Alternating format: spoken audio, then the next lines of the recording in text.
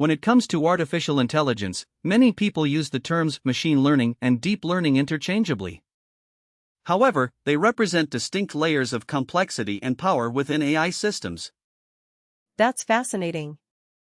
I've always been curious about this distinction. What exactly sets machine learning apart from deep learning? Machine learning is a subset of AI that enables systems to learn and improve from experience without being explicitly programmed for each task. It involves training algorithms on data, allowing them to make predictions or decisions based on patterns they've discovered. I see.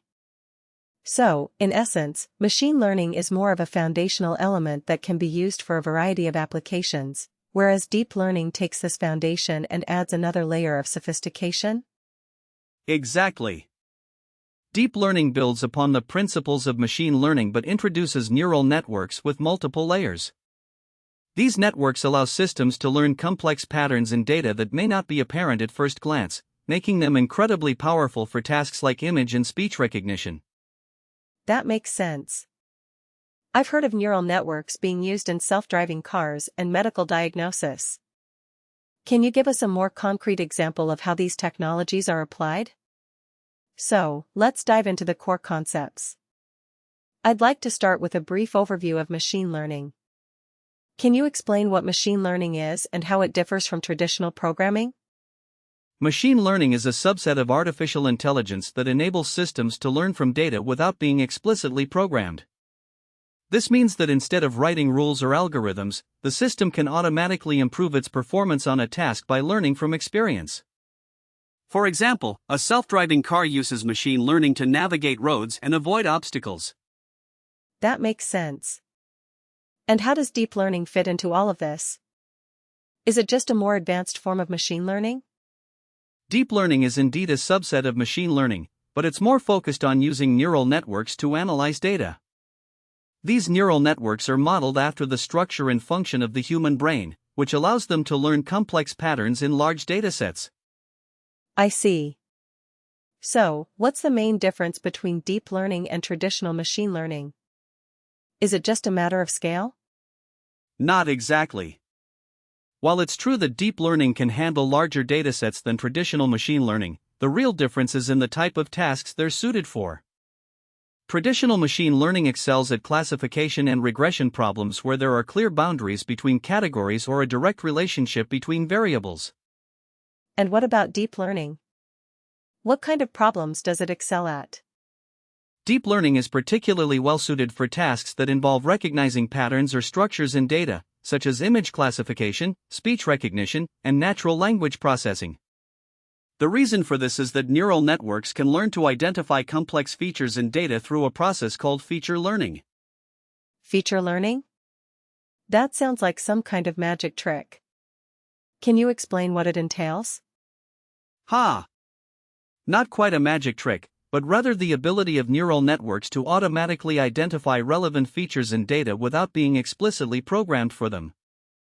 This can be particularly useful when dealing with high-dimensional or complex datasets. In conclusion, the key takeaway is that while both machine learning and deep learning are essential components of artificial intelligence, they serve different purposes. Machine learning focuses on developing algorithms that enable computers to learn from data without being explicitly programmed, whereas deep learning leverages complex neural networks to achieve state-of-the-art performance in tasks such as image and speech recognition. That's a great summary. But what about the practical applications? How do companies and researchers decide which approach to use for their specific problem? Well, it ultimately comes down to the nature of the task. For instance, if you're working on a project that involves classifying images or detecting anomalies in sensor data, deep learning is likely your best bet due to its ability to learn hierarchical features and represent complex patterns. On the other hand, machine learning can be more suitable for tasks like recommendation systems or clustering, where the focus is on extracting relevant features from smaller datasets. I see. So it's not necessarily a question of one being better than the other, but rather which tool to use depending on the specific requirements? Exactly. And as research continues to advance in both areas, we're seeing an increasing number of hybrid approaches emerge. For example, some researchers are exploring the use of machine learning to pre-train neural networks for deep learning tasks, or vice versa.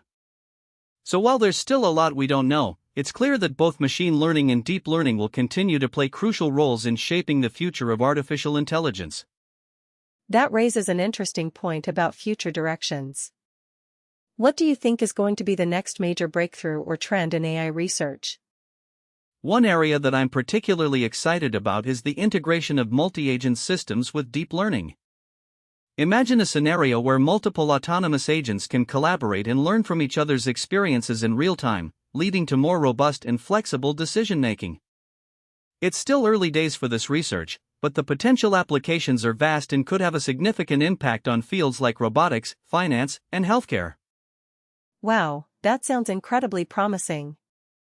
And finally, what advice would you give to our listeners who might be interested in exploring AI research further?